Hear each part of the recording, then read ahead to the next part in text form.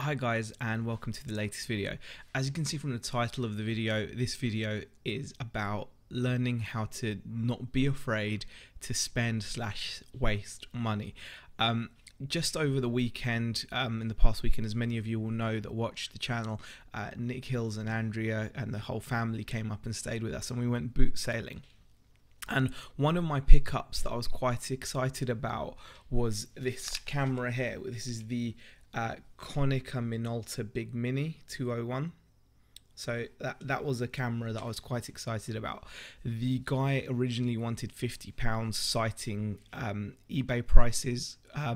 Eventually we settled on 30, and knowing that you could make good profit on it, I thought, okay, I'll go for it. I paid him his £30, and here you can see what the camera can sell for. This one sold quite recently on the 19th of May, £95, and it's a £5 shipping in the UK, and plus he's offering it on global shipping program. So I thought, and I've seen them go for less, and I've seen them go for more as well. I've seen them sell for, like, you know, from Japan they've sold for up to like £150, and then I've seen them go at auction for as little as about £60. But anyway, I thought £30 definitely worth the go, and 9 times out of 10 in my experience, I would have got this home, tested it, and it would have been absolutely fine. But I made a rookie mistake, a very rookie mistake, which was I inspected the camera outside, and in the heat of the moment, I didn't even bother to open it and have a look inside. And as soon as I got home, like, well, actually today's the first time I found it in my bag, and I pulled it out and I tested it, or to open it up to test it, and immediately I knew I'd be in trouble, because once I opened the camera, there was a kind of a crackling sound. You can hear that, and that sound is because this camera has a very well-known fault where the ribbon at the hinge often perishes, breaks, cracks, and that's what's happened. So even though the camera does work to an extent, when you put the battery in, it will wind the film, the zoom function, the shutter works, you can't see any information on the display at the back, and also you can't change the mode, so you're stuck in auto mode, which will ruin the camera for a lot of people. And to make it worse, because of the age of the camera, I can't really see anyone selling the required ribbon, the part, so it seems like it's only going to be useful for spares or repair for someone. If they've got like 2 machines, one machine with a different fault, they could maybe swap out the ribbon or whatever.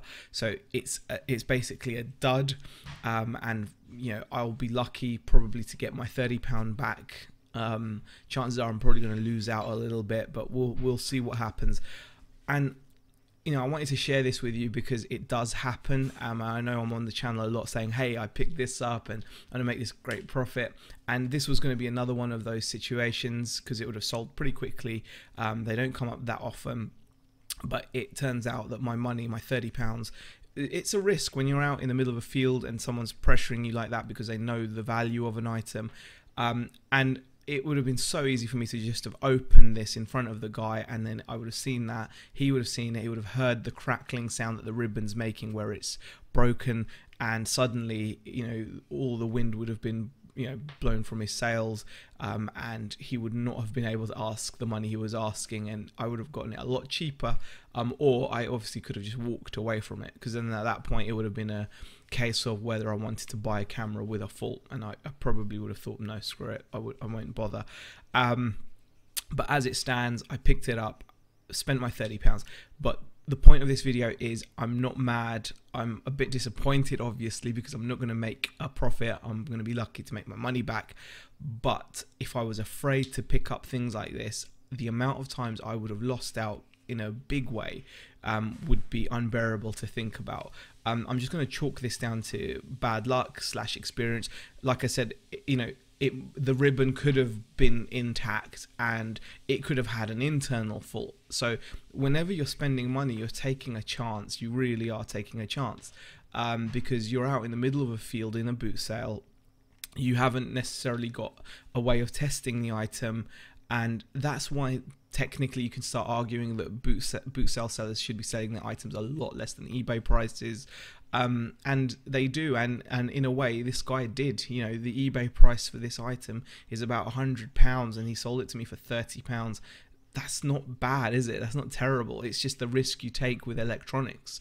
If you'd come across a guy that was selling you a pair of trousers that consistently get £100 for 30, you'd take it. No, you know, you wouldn't complain, because with trousers, as long as you can inspect them and you know they're legit, and they don't have any obvious flaws, it would be the same situation. You'd pay up the money, because it's still a lot less than what you'll get on eBay.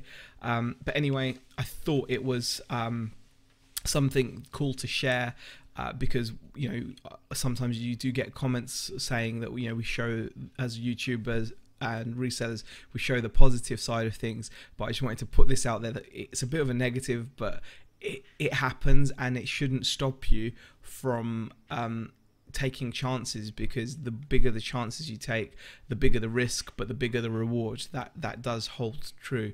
Anyway, guys, I thought I'd share that with you. If you guys have got any stories where you have taken a chance at a boot sale, spent some money for it not to work out, I'd be really interested in hearing your stories. It would make me feel a little bit better as well, because I've just lost, you know, my profit here.